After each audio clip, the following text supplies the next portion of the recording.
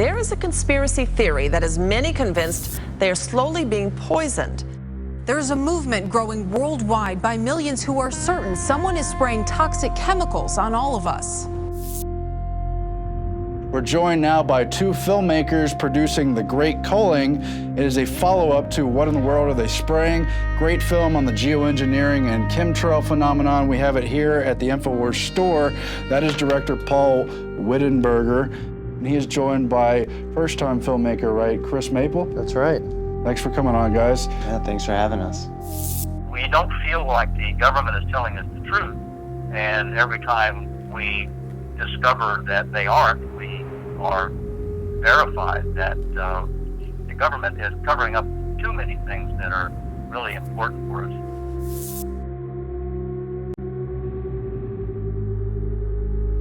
If you really convinced me people were doing this, I'm serious, drop everything else I was doing and find a way, because I mean, if by chemtrails you mean a large conspiracy of government, I would drop everything else I was doing and risk my life to block it, because I believe that's the right thing to do.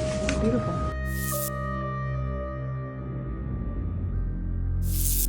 I actually served 4 terms in the House. So after serving 8 years in the House, I went ahead and ran and was elected to the Senate and served 4 years there. I think there are entities around this world that want control very much. Perhaps they would like to not have as much population to deal with. Most of it has to do with money, greed, and power. And these people are doing this and have been doing it for years and years now. It's really just beginning to come to the forefront. People are finally beginning to look up. I can't believe that for years and years this was going on over their heads and they hardly noticed it, but maybe because they've become so bold, people have begun to look at what is in this stuff. I'm here today to report that each of the 6 rainwater samples I collected contain aluminum. Every single one is contaminated. Shows contamination of the air we breathe with aluminum particles. It's a neurotoxin. Alzheimer's comes to mind. All of these childhood diseases that are burgeoning. I can't think of a worse place for aluminum particles to be located than in the very air we breathe. Can you? Commissioner Delaney. Well, Mr. Chair, maybe that's something that could be presented to Environmental Protection or the committee or... The current program to try to actually change the entire globe's weather and to test how to manipulate the weather systems started in the mid-1990s. That's when suddenly ice crystal trails that had always gone away in seconds, max minutes, began to persist, even at low levels in hot weather or cold weather or at different altitudes.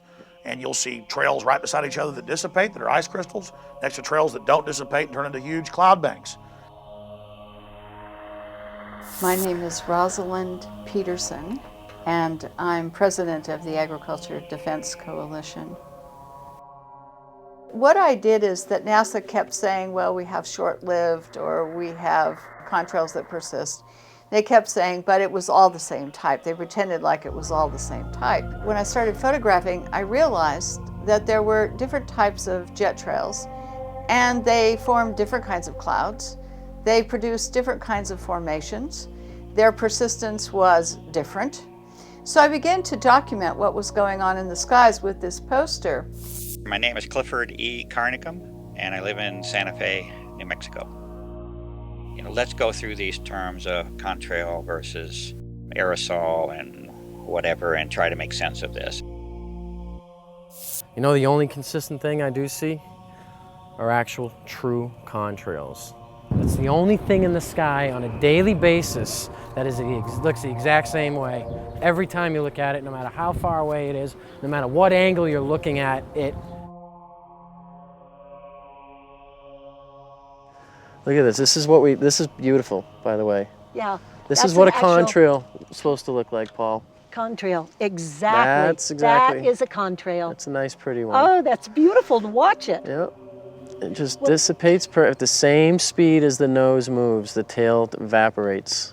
And, you know, you need 40-something below zero to have that happen, you know? And that's great. It is so beautiful. My name is Francis Mangels. I'm a master gardener, 35 years as a scientist with USDA, several degrees, for instance, bachelor's in forestry, master's in zoology. They're talking about the possibilities, but they're doing it already.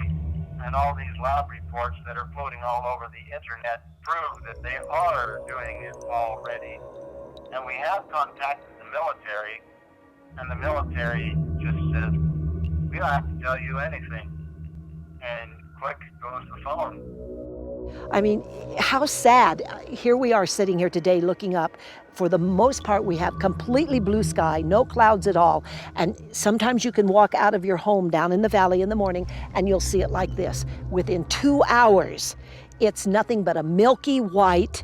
The sun is not coming through, and it started with a checkerboard that all comes together. All of this can have an impact on the environment that we require for fresh water, and even on your trees. So we have to think about these schemes that we're going into in order to say what impact are they going to have on the environment. If we breathe increased particulate matter, more of us will die. And I don't know how to be glamorous about that statement. It is a sheer statement of fact.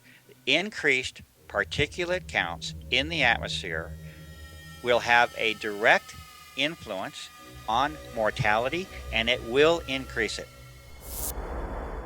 Again, it's the same thing. Corporate shutout, military shutout, and the response has been that it's all a hoax, that there is no such thing as chemdrilling. Well, they've got rat poison where you feed the rat and it doesn't know till it eats enough. It takes a week to kill it. And that's a soft kill. Mm-hmm. And rats don't know. They just keep eating it because it didn't kill them right away. If you give rats poison that kills them on the spot, rats don't eat it. They're smart enough when they see their buddy flop over and die. But if it's slow and it degenerates, okay, the numbers are going up. The government's trying to figure out why everybody's dying or getting sick. You know, why 10-year-olds are getting neurological disorders. Mm-hmm. Because there is a war against you. There is a war against your health because your illness is profitable, your health is not. There is a war against your survival because slaves have to be fed, and it's often more convenient to just breed them when you need them. And there is a war against your information flow and your knowledge because the best slave is the slave who believes he is free. And at this point, the corporatist, globalist, genocidal state believes that it owns your body, your mind, your choices, and your life and death. And I say, oh no, not my body, not anybody's body. Like I've heard some people say they want to have some mass killing population. I think if I was going to do that, why would I spray poisons from aircraft? I just put it in water or food. So I'm just trying to sort of understand the sequence of thinking that's going on here. People have an unbelievable range of motives, including enormously wonderful altruistic motives and enormously evil motives. So there's nothing you can tell me about some corporate or government person that I'll say is impossible, because I believe essentially any motives are possible. And that's what I think was the fuel for this film, because once we, kept hearing these heavy metal contaminations, whether it be in the food, air, or the water, it really sunk in as far as what a perfect way to control the population.